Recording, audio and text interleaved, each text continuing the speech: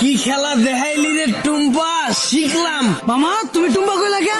মামা কঠিন কাহিনী, আমার গার্লফ্রেন্ডের নাম ছিল টুম্পা। কি কও মামা, আমার গার্লফ্রেন্ডের নাম তো টুম্পা। কি কও মামা, আসলে? কিন্তু মামা তুমি রিক্সা চালাও ওর প্রেমও করো, ব্যাপারটা কিন্তু ইন্টারেস্টিং। না মামা, প্রেম করি না তো, করতাম। আর রিক্সা চালায় তো প্রেম করি নাই মামা, ওর লগে প্রেম করছি দেখে আজকে আমার রিক্সা চালাইতে হইতাছে। আরে টুম্পা, তোর লগে প্রেম কইরা আজকে আমার হাতে হ্যান্ডেল পায়ে প্যাডেল। কি কও মামা, প্রেম কইরা মানুষ দেবদাস হয়ে যায় শুনছি, কিন্তু প্রেমের লাগিয়ে মানুষ রিক্সা চালা এটা প্রথম শুনলাম। মামা তোমার কাহিনীটা কিন্তু ইন্টারেস্টিং লাগতেছে, গল্পটা কও শুনি।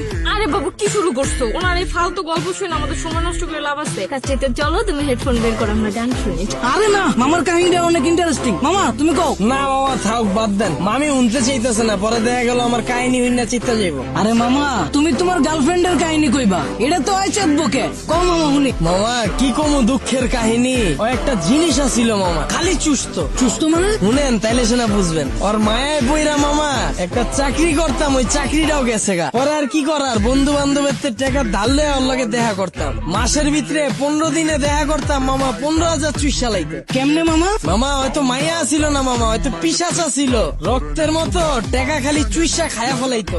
মামা গার্লফ্রেন্ড গেছে কে কেমনে? মামা আমার চাকরি তো চুইসেই দিছে। এরপরে মামা বন্ধু বান্ধবের যে টাকা ধার করছিলাম, ওর টাকা তো আর শোধ করতে পারি নাই। পরে আর নতুন করে ধার দেয় নাই, এর লেগে 10 দিন ধরে ওর লেগে দেখা করতে পারি নাই। পরে ভাই অন্য জায়গায় যায় ভাই চোষা শুরু করে দিছে। পরে আর কি মামা, 1 বছরে 10 লাখ টাকা চুইসা দিছে। পরে এই 10 লাখ টাকা শোধ করার লেগে মামা এই যে রিক্সা চালাই না শুরু করলাম। মামা তোমার কপালটা আসলে খারাপ আছিল, কিন্তু মামা আমার কপাল কিন্তু চান কপাল। গার্লফ্রেন্ড আমার অনেক ভালোবাসে। আর মামা আমি এখন তোমার বন্ধুদের থেকে টাকা ধার লয়া আর লয়া ঘুরি, কিন্তু মামা ভালোবাসার কাছে টাকা পয়সা আসলে তুচ্ছ জিনিস। কি কও জান? মামা আপনার লেগে দোয়া করি মামা, খালি জীবনে একটাই আফসোস, যারে আম খাওয়া শিখাইলাম এখন আর আম খায় না মামা, আপেল খুঁজে। আর 2 দিন পর পর নতুন বয়ফ্রেন্ড লয়ে আমার রিক্সায় উঠে। কি কও মামা, তোমার গার্লফ্রেন্ড তোমার চুষা তোমার রিক্সায় উঠে আবার বয়ফ্রেন্ড লয়া? মামা আমি যদি তোমার জায়গায় হইতাম তাইলে দুইটারে দুই গেলে ঠাড়া বইরা দিতাম। কি কো মামা, আসলেই? হ্যাঁ, তুমি দরকার হইলে আমার নাম্বার লয়ে লও, অগরে যখন পাইবা আমার নাম্বারে কল দিবা, দরকার হইলে আমি আইসা অগরে থাবড়ে যাম। বুঝলো? থামাইছো কে? আয় পড়ছি তো মামা, নামেন। ও আয় বলছো, কত দিমু?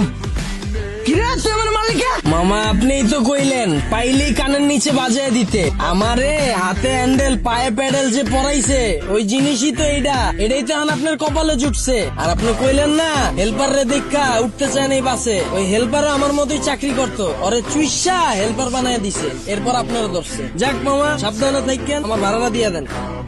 আর মামা চুষা শেষ হইলে যদি রিক্সা লাগে আমার জানায়েন মামা, রিক্সা আমার পরিচিত আছে এলাকায়। কি খেলা দেখাইলি রে টুম্পা, শিখলাম।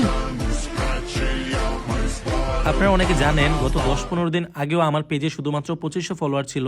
সো আমি কিভাবে শুধুমাত্র নাটক আপলোড দিয়ে এই 10-15 দিনে প্রায় 60,000 ফলোয়ার করে ফেললাম, এই বিষয়টাই আমি আপনাদের শেখাবো। আপনি নাটক আপলোড দিয়েও কিভাবে ইনকাম করতে পারবেন এবং খুব কম সময়ে আপনার পেজে ফলোয়ার নিতে পারবেন। আমি আপনাদের ভিডিও কলে আলাদাভাবে শেখাবো আপনি কিভাবে নাটকের ভিডিও এডিট করবেন, আপনি কিভাবে নাটকের কালারটা এডিট করবেন যেন সবার কাছে অনেক আকর্ষণীয় হয় দেখতে, আপনি কিভাবে আপনার ভিডিওতে লোগো অ্যাড করবেন, অথবা আপনি কিভাবে আপনার ভিডিওর মিউজিক এডিট করবেন যেন আপনার ভিডিওতে কপিরাইট না আসে।